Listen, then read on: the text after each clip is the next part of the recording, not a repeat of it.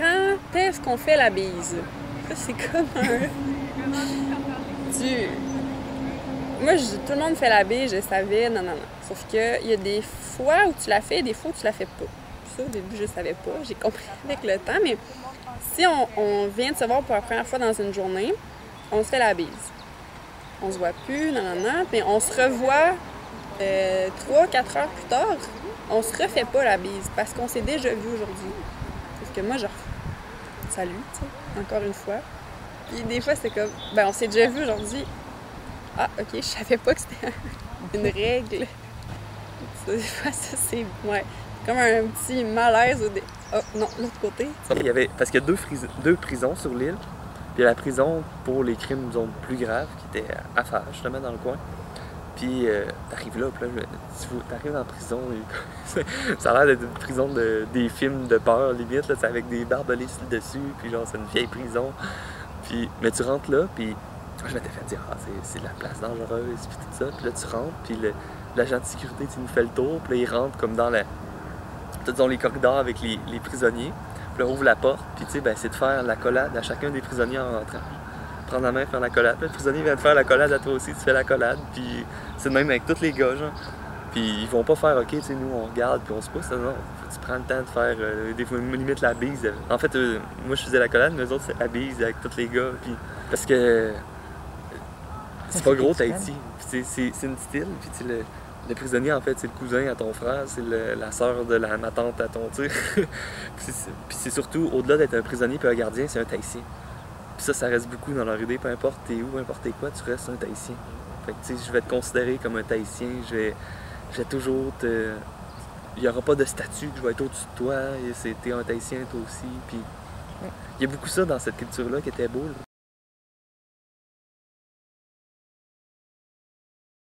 J'ai une image qui me revient en tête. La première fois que je suis allée faire mon épicerie, donc la journée après que je suis arrivée, je suis à la caisse pour j'attends de payer. Puis là, je vois quelqu'un en arrière de moi, je le trouve vraiment proche. Là. Puis là, c'est juste quelqu'un qui attendait. Puis là, je me suis rendu compte que tout le monde attendait super proche à l'épicerie. Et que la bulle, là-bas, est beaucoup plus petite qu'ici. Donc, la distance un peu inconsciente qu'on garde entre les gens est plus petite là-bas. Donc, ça m'avait surprise que les gens soient aussi proches. Moi, je dis, voyons, c'est donc étonnant qu'ils soient aussi proches parce que je n'étais pas habituée. Les Britanniques sont super sympathiques, sont très authentiques, très enthousiastes, mais en même temps, ils ont un flegme britannique très typique. Ils sont plutôt réservés, puis ils sont pas très, très latins. Ils sont très anglo-saxons, en fait. Puis là, à un moment donné, on est allé prendre quelques verres avec l'équipe du laboratoire. Je commençais à avoir du plaisir. Je suis un gars qui est justement très chaleureux, très latin, très authentique. J'essaie de... Je colle les gens, je les serre dans mes bras, etc. Puis là, à la fin de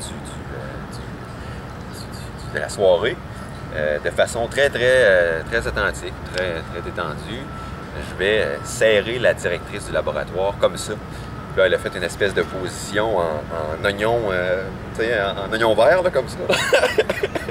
Comme un balai, là. Là, avec un visage un peu surpris.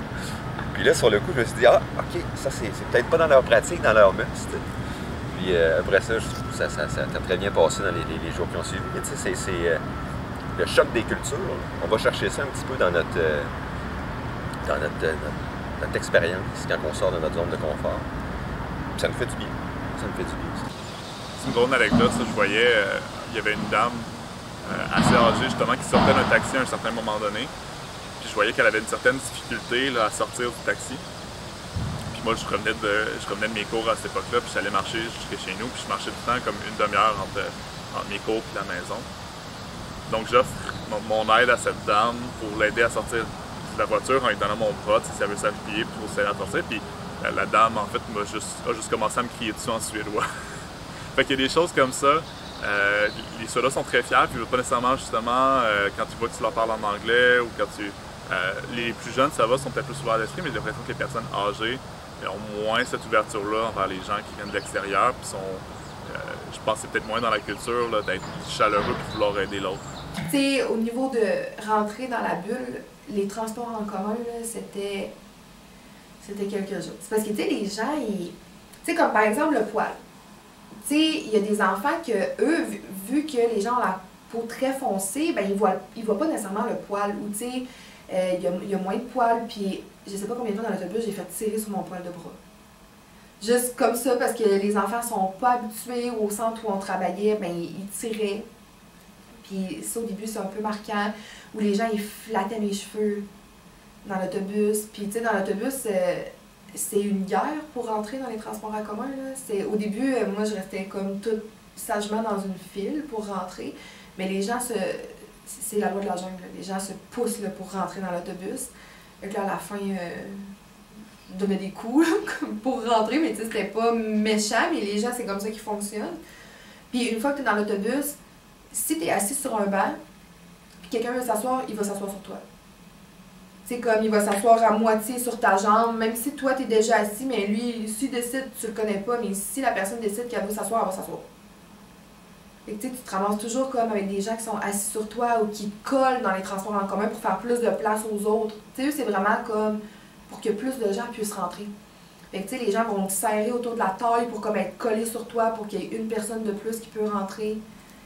Fait que ça, au niveau de la bulle, là, c'était difficile.